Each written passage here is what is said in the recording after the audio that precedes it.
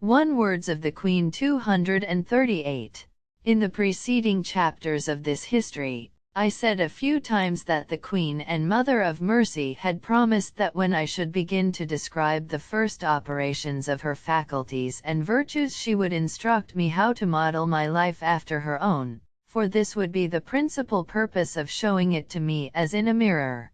And this great lady, most faithful to her promises, besides continuing to assist me by her heavenly presence and the explanation of these mysteries, began to acquit herself of this promise in this chapter and told me to expect the same as long as I should continue to write this history.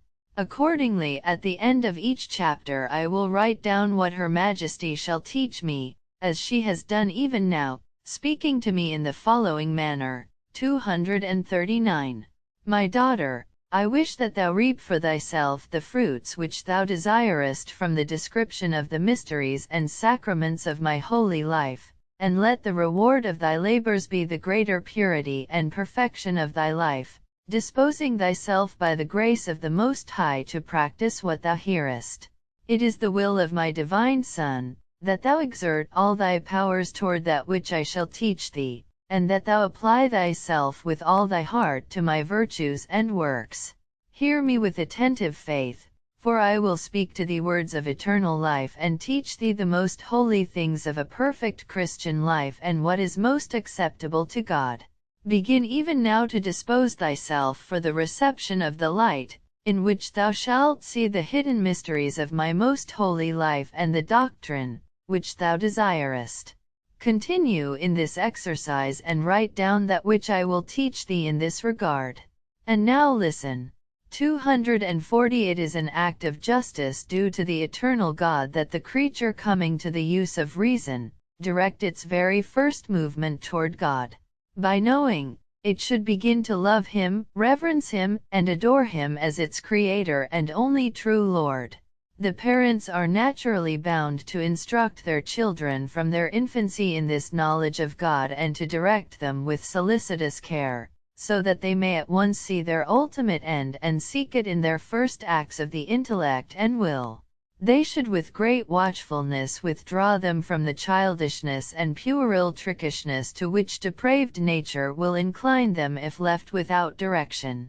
If the fathers and mothers would be solicitous to prevent these vanities and perverted habits of their children and would instruct them from their infancy in the knowledge of their God and Creator, then they would afterwards easily accustom them to know and adore Him.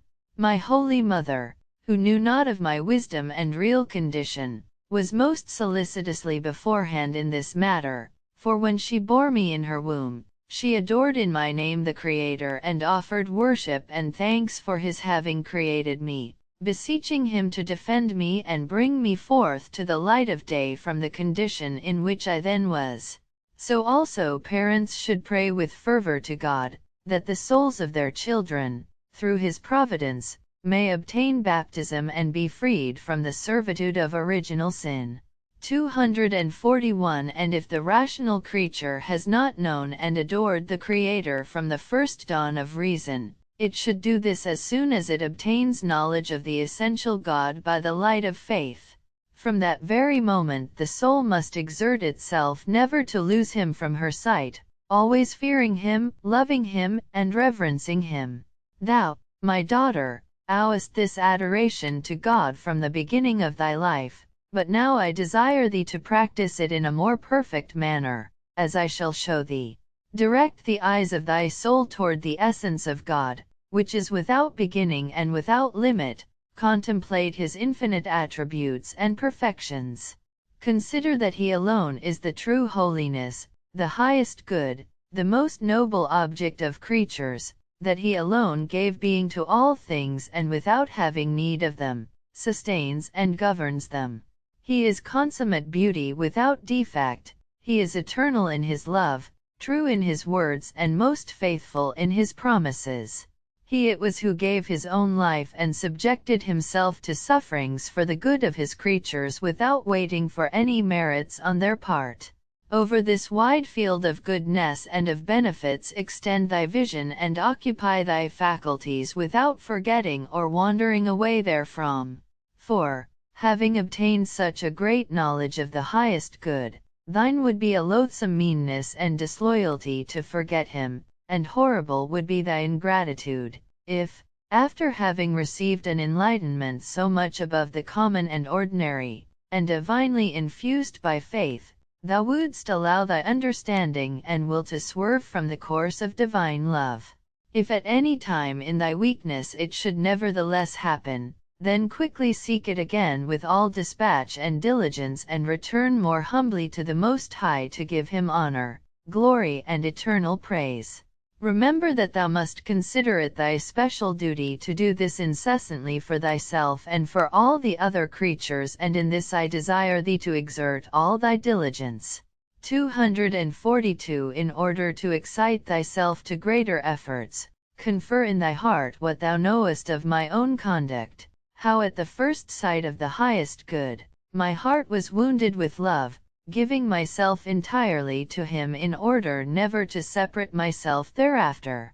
My whole life was consumed in this, and I ceased not to press forward in order to arrive at the center of my desires and affections, for since the object is infinite, so love can have no rest or cessation until it is attained.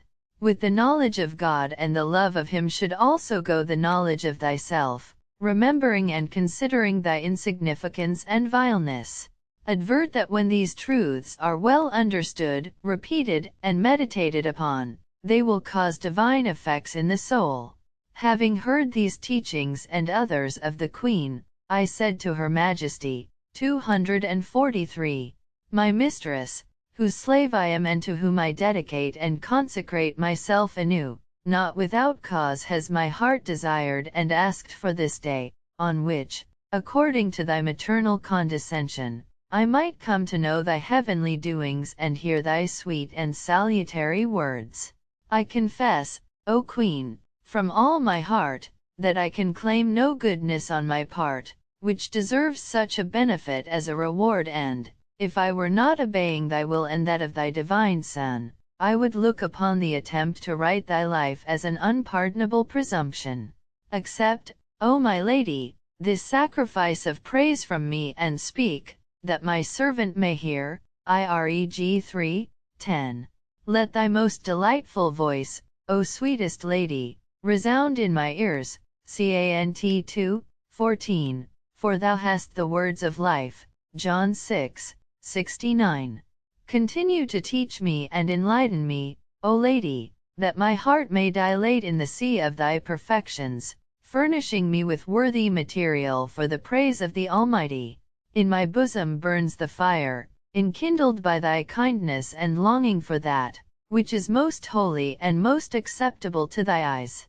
In my inferior members, however, I feel the law of repugnance to the law of the Spirit, retarding me and embarrassing me. I justly fear that it will hinder me from attaining the good which thou, most loving Mother, dost offer to me. Look upon me, therefore, my Lady, as a daughter, teach me as thy disciple, correct me as thy servant, and compel me as thy slave, whenever I am tardy or disinclined, for, though unwillingly, I fall short through weakness. I will raise my aspirations to know the being of God, and, may his divine grace govern my affections, so that they may become enamored with his infinite perfections, and if I attain him, I will not dismiss him. Eccle 24:24. But thou, O Lady, Mother of knowledge and of beautiful love, beseech thy Son and my Lord, that he forsake me not in consideration of his liberality toward thee, thou Queen and Mistress of all creation.